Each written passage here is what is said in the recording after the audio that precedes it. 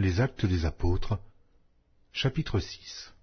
En ce temps-là, le nombre des disciples augmentant, les hellénistes murmurèrent contre les Hébreux, parce que leurs veuves étaient négligées dans la distribution qui se faisait chaque jour. Les 12 convoquèrent la multitude des disciples et dirent « Il n'est pas convenable que nous laissions la parole de Dieu pour servir aux tables.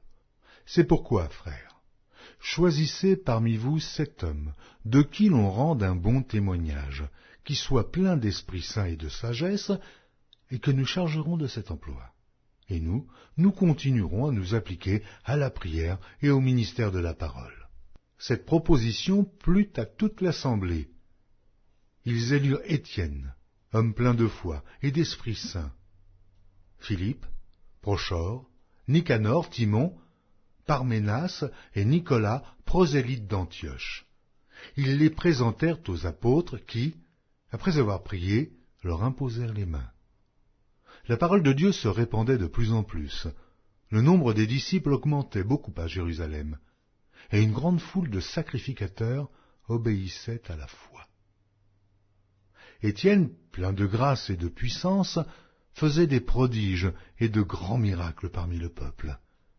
Quelques membres de la synagogue, dite des affranchis, de celle des Cyrénéens et de celle des Alexandrins, avec des Juifs de Cilicie et d'Asie, se mirent à discuter avec lui.